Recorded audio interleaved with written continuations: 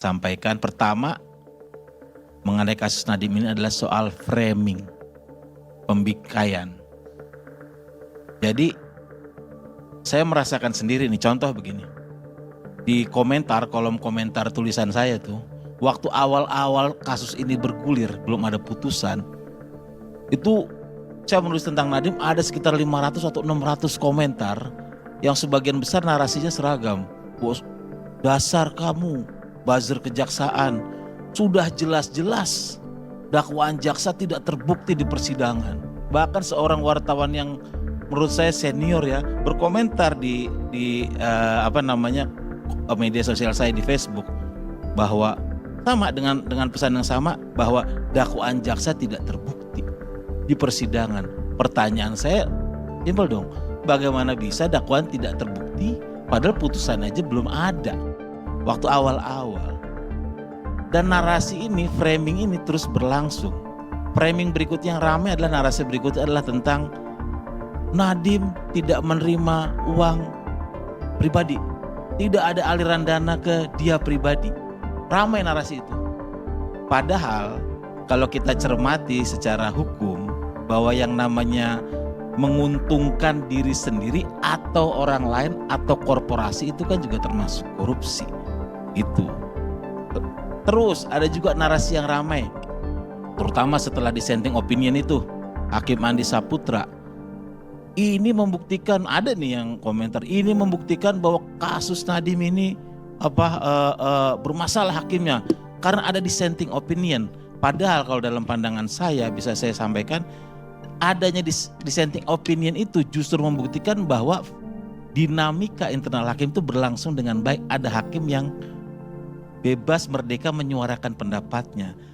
Dan adanya dissenting opinion tidak membuktikan bahwa Nadiem itu berarti benar karena ada mayoritas hakim. Terus narasi berikutnya adalah kalau Nadiem dihukum, ini bukti bahwa anak muda tidak bisa berkreasi. Investor asing akan lari tanpa pernah ditunjukkan investor asing yang mana. Saya pernah men-challenge beberapa orang. Ayo, ukuran investor asing yang lari itu mana? Mari kita buka data. Misal, yang jelas aja lah, data net foreign flow, arus dana asing di bursa. Sejak awal 2026, net foreign flow itu 75 triliun gitu. Saya yakin bahwa 75 triliun investor asing itu keluar atas berbagai faktor yang mungkin bisa dijelaskan nanti secara ekonomi. Bukan hanya faktor Nadiem dihukum. Berikutnya narasi tentang kriminalisasi kebijakan. Bahwa ini kriminalisasi kebijakan. Saya coba sangkal. Produk kebijakannya, Permendikbudnya tidak salah. Tapi Anda lihat di balik itu dong. Kalau kriminalisasi kebijakan itu kan dalam pandangan saya suatu kebijakan yang sifatnya netral. Terus ada tekanan politik yang membuat dia menjadi pidana. Tapi dalam kasus Nadiem, saya bilang dilihat dulu siapa Nadiem, bagaimana lingkungan sosialnya, hukum ekonomi apa yang bekerja di balik kasus ini.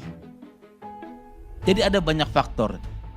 Jadi kesimpulan saya dengan banyaknya narasi seperti itu menunjukkan memang kasus ini di satu sisi menarik. Jadi bukan murni teknis hukum.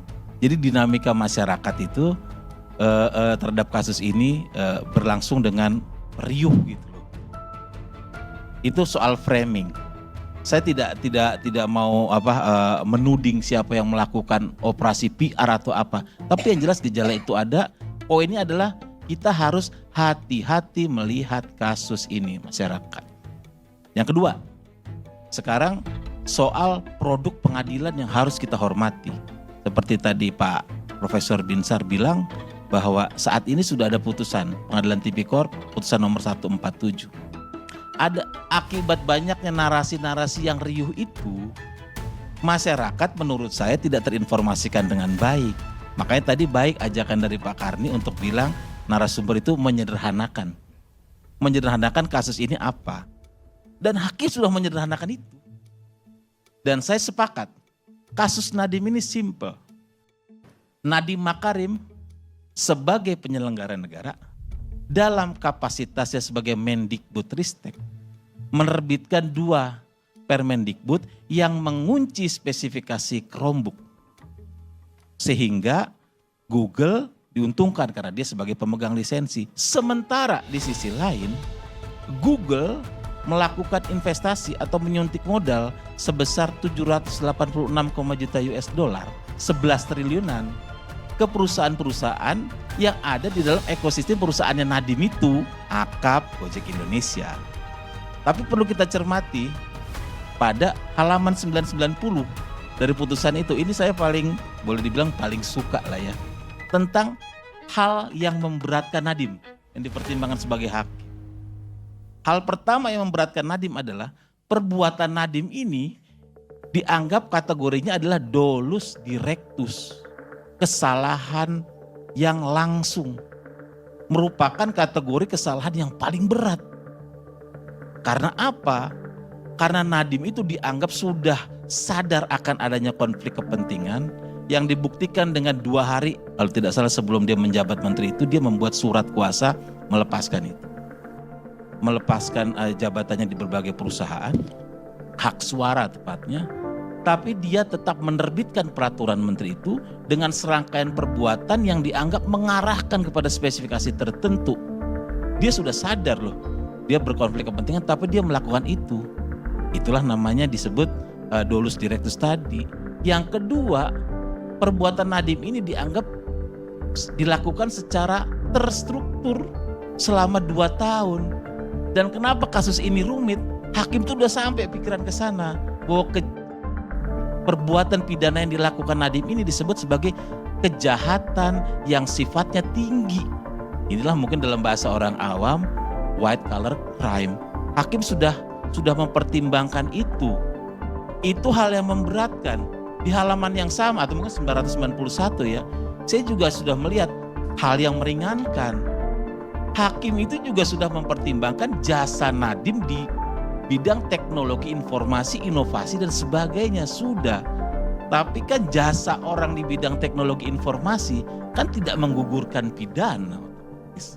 Dan hasilnya adalah putusan ini. Putusan yang harus kita hormati meskipun masih ada upaya hukum.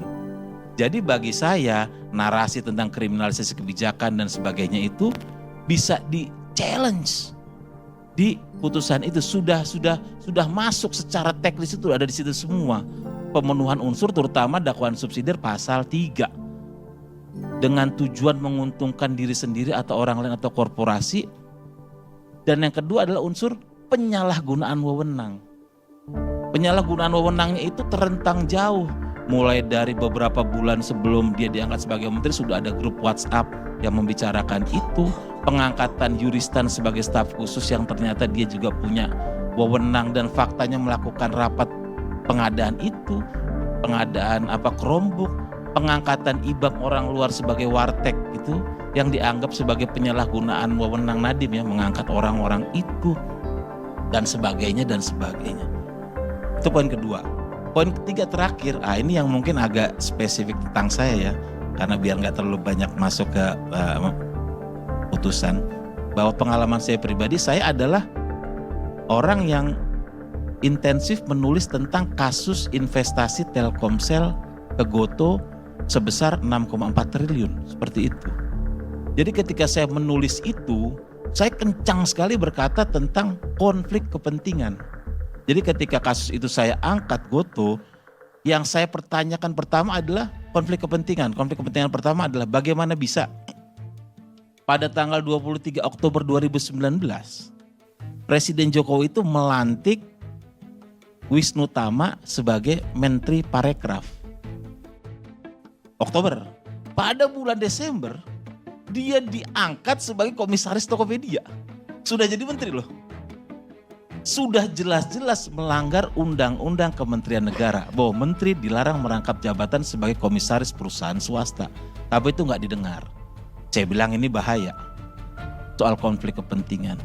Konflik kepentingan yang kedua yang saya kejar adalah tentang bagaimana bisa Telkomsel, anak perusahaan BUMN Telkom, yang mana menterinya adalah Erick Thohir, menyuntik modal 6,4 triliun ke perusahaan kakaknya sendiri. Boy Thohir, rame. Sampai sekarang juga nggak apa-apa. Oke, saya nulis sejak 2021 itu. Akhirnya pada November 2025 keluar audit BPK yang menyatakan 2 hal penting audit BPK. Satu, bahwa terdapat kerugian negara dalam investasi itu, Telkomsel ke Gotoh sebesar 4,7 triliun rupiah. Yang kedua, BPK merinci 4 jenis hubungan afiliasi dan konflik kepentingan dalam investasi itu. Bukan hanya berkaitan dengan Menteri BUMN dan kakaknya, tapi juga berkaitan dengan Wisnu Tama yang merangkap sebagai komisaris utama Telkomsel dan komisaris utama Gotoh, Dirut Telkomsel yang merangkap jabatan juga sebagai komisarisnya Gotoh. Ada 4 itu. Sudah ada November 2025 dikeluarkan, tapi sampai sekarang belum ada proses hukum lebih lanjut. Nah, jadi awalnya itu saya menganggap kasus Gotoh ini akan diangkat terlebih dahulu. Tapi kan kemudian rame soal Chromebook. Ternyata malah kasus Nadiem yang diangkat. Dengan perspektif yang sama, saya terus mengatakan di mana ada konflik kepentingannya itu cukup kental. Karena begini, mungkin ada kaitan dengan kenapa 809 miliar itu bisa masuk ya. Uang pengganti.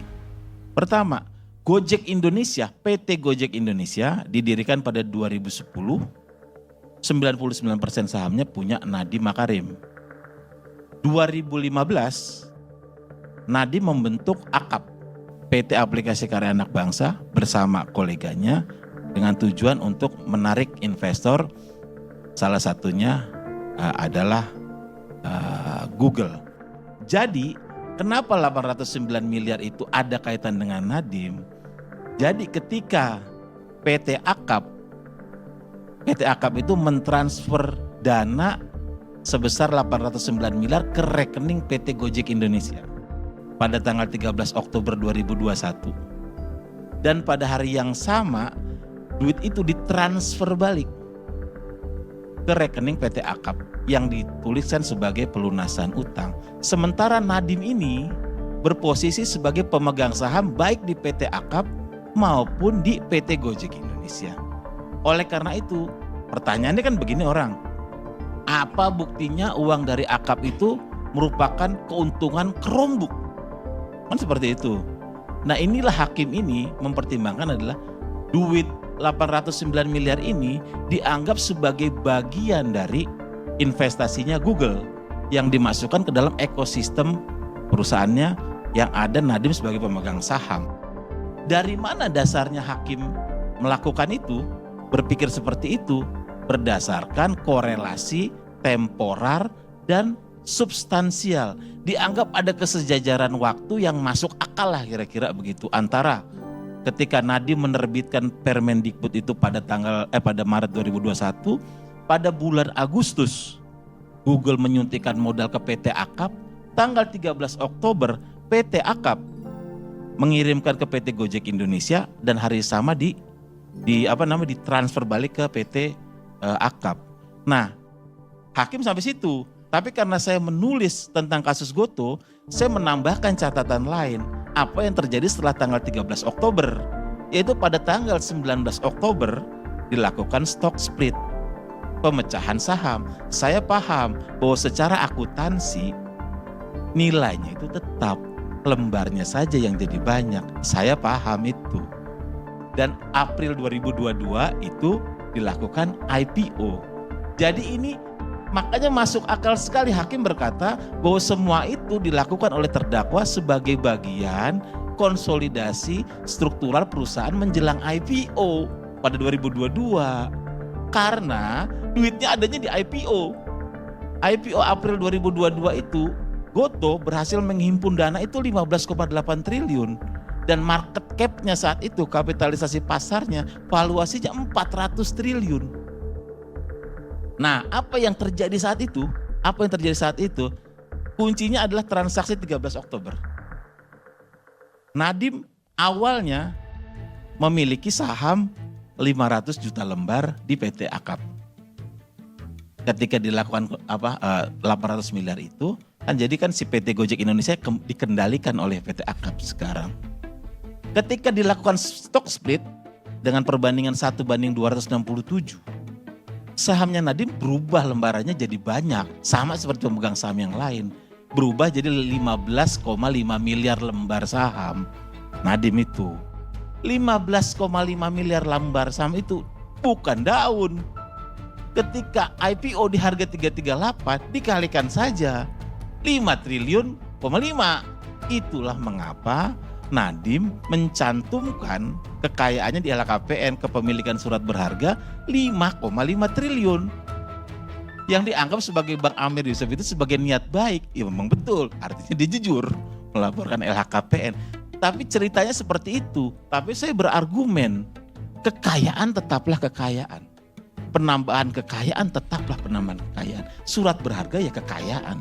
Terlepas dia masih realize atau unrealize, tetaplah dia kekayaan yang sumbernya harus diusut. Nah, kira-kira seperti itu. Jadi kasus Nadiem ini gambaran besarnya, konteksnya adalah bisnis startup.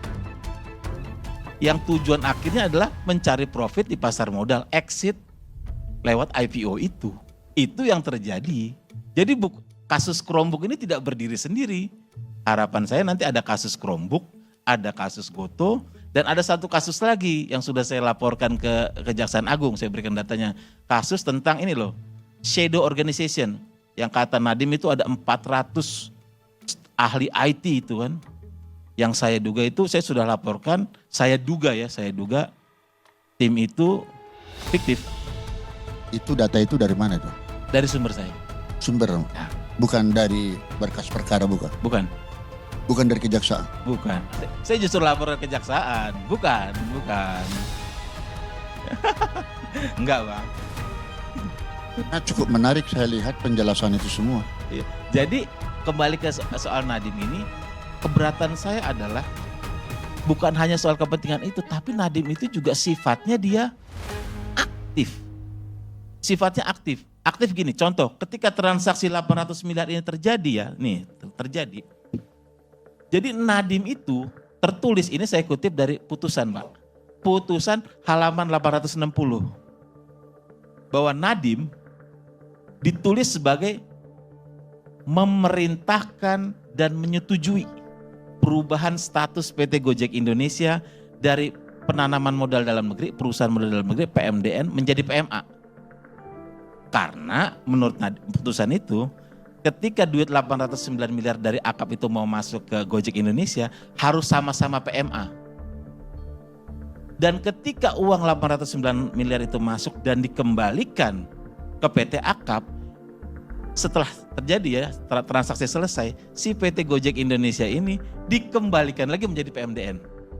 Atas perintah dan persetujuan Nadiem. Halaman 860 putusan. Yang saya tafsirkan, Nadiem itu bukan sebagai pemegang saham bukan sebagai pihak yang pasif. Ya, terus. Tapi kan menteri tidak ada larangan memegang saham. Secara formal mungkin kita bisa berpandangan begitu. Tapi dalam kasus Nadiem, dan saya sependapat dengan hakim, bahwa yang dilihat bukan hanya jabatan boleh atau tidak boleh. Tapi apakah kepentingan ekonomi, manfaat ekonomi yang didapat Nadiem sebagai menteri yang menandatangani Permendikbud yang menguntungkan vendornya, di mana vendornya itu berinvestasi di perusahaan dalam ekosistem dia. Memang mungkin secara formal kan nggak apa-apa menteri, tapi aspek itu yang perlu kita lihat. Manfaat ekonomi itu ada melekat ke Nadiem. Karena dia sebagai pemegang saham yang berhak atas keuntungan berupa dividen, capital gain, dan menyetujui pengangkatan misalnya direksi atau komisaris perusahaan. Salah satunya dia disebutkan menyetujui pengangkatan Cesar Sengupta sebagai komisaris PT Akap pada tahun 2001. 2 tahun setelah Nadiem menjabat. Menyetujui, iya karena dia sebagai pemegang saham. Jadi kalau pikiran saya ya, kalau kita melihat Nadiem minoritas iya. Nadiem sudah melepaskan haknya kepada koleganya, sudah mundur dari, tapi kan dia mundur hanya sebagai hak suaranya. Dia tidak mundur kepemilikannya. Artinya dia tetap sebagai pemegang saham. Dia sebagai pemegang saham berarti dia pemilik perusahaan itu yang masih memperoleh hak untuk mendapatkan hak ekonominya gitu. Dan dia menandatangani Permendikbud yang menguntungkan perusahaan Google, dan Google menyuntikkan investasi ke ekosistem perusahaan yang Nadiem pemegang sahamnya. Kira-kira seperti itu. Nah, sikap saya adalah saya banyak sependapat ya dengan putusan hakim, karena kasus ini mungkin bisa dibilang kategori rumit juga ya. Dan hakim berhasil menjelaskan itu secara runut. Cuma belum selesai. Karena ini yang kemarin jadi perdebatan itu tentang bagaimana eksekusi uang pengganti itu kan. Bahkan hakim itu sudah memikirkan loh bagaimana cara eksekusi 809 miliar itu. Karena kan narasinya kalau di medsos itu gimana ngangkutnya, pakai truk, pakai apa. Oh enggak seperti itu, hakim udah pikirkan. Jadi eksekusi Nadiem itu seperti ini. Ada tahapan pemulihan kerugian negara. Satu, yang disasar sebagai eksekusi itu adalah kepemilikan Nadiem di saham Gotoh itu. Kepemilikan Nadiem di saham Gotoh itu menjadi sasaran utama. Penjualannya, hasil penjualan saham itu teknisnya berkoordinasi dengan OJK dan BEI, tidak dilakukan di pasar reguler, tapi dilakukan melalui cara private placement atau block trade. Gitu. Kalau itu tidak mencukupi 809 miliar, ya kan, dikejar lagi asetnya Nadiem yang ada di lembaga keuangan domestik. Kalau tidak cukup juga, dilakukan MLA, bantuan hukum timbal balik, mutual legal assistance, untuk menjangkau harta Nadiem di luar negeri. Karena dalam berkas juga terlihat, kekayaan Nadiem kan kebanyakan surat berharga, itu disimpan di Bank of Singapore, disimpan di luar negeri. Baru kalau semua itu tidak mencukupi juga, pidana badan, penjara, disebutkan sebagai benar-benar jalan terakhir. Saya apresiasi itu sebagai semangat lembaga pengadilan untuk memulihkan kerugian negara ya. Tapi kan yang tidak dikabulkan oleh hakim adalah tuntutan ganti rugi 4,8 triliun yang dianggap sebagai penambahan harta kekayaan Nadiem yang tidak seimbang. Tidak dikabulkan itu. Tapi hakim memberikan jalan lain, yaitu merekomendasikan jaksa, menyarankan jaksa supaya melakukan penyidikan TPPU, tindak pidana pencucian uang, dengan predikat crime-nya adalah tindak pidana korupsi ini. Itu PR.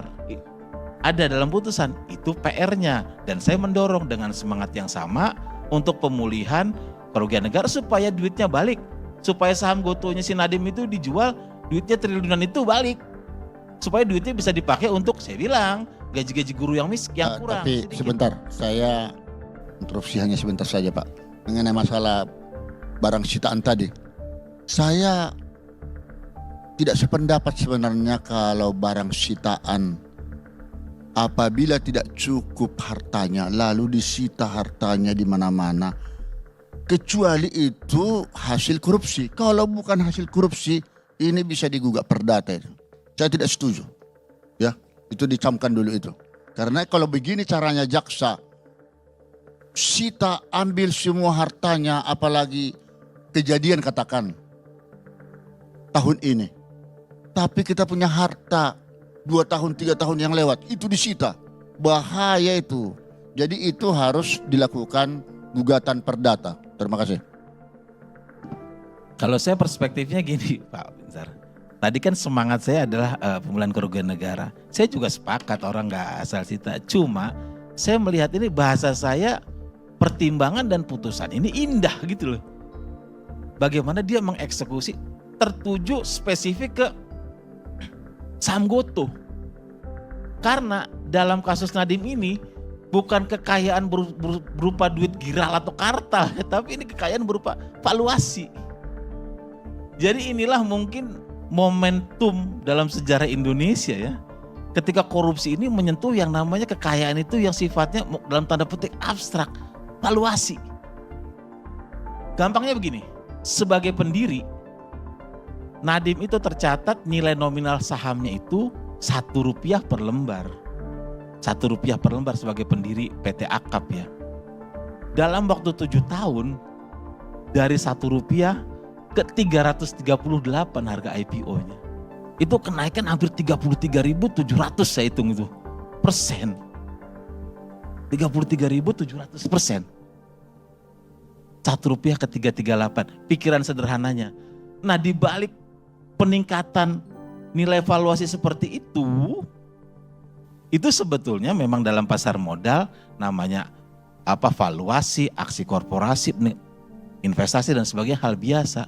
Cuma masalahnya dalam kasus Nadiem ada instrumen negara yang dipergunakan. Dia ini penyelenggara negara. Dia ini menteri gitu loh. Itu aja masalahnya. Kalau yang lain saya nggak masalahkan. Bukalapak, siapa, nggak masalah. Begitu juga saya permasalahkan Gotoh, Telkomsel itu ada alasannya. Karena ada kakaknya Menteri BUMN. Supaya ini menjadi pelajaran. Konflik kepentingan itu bahaya sekali. Konflik kepentingan itu pintu masuk korupsi. Konflik kepentingan terus berpadu dengan kecanggihan modus-modus korupsi yang disebut hakim itu canggih, itu mengerikan sekali. Mengerikan sekali. Terus pembelaannya dilakukan dengan narasi-narasi yang menggunakan algoritma media sosial supaya mendapat dukungan publik, itu bahaya sekali. Concern saya di situ. Saya tidak terlalu berpikir Nadiem benar atau salah ya. Saya mau berpikir yang lebih besar. Oh, ada ancaman di depan mata itu kok dari dulu sampai sekarang orang enak banget konflik kepentingan. Orang enak banget konflik kepentingan. Sampai sekarang tuh yang Wisnu Tama nggak diusut-usut. Udah ada audit BPK nggak diusut-usut. Kalau terus berlangsung seperti ini, wah berat. Terima kasih Pak Karni. Ini sebagai pembuka yang agak panjang. Itu bukan lagi.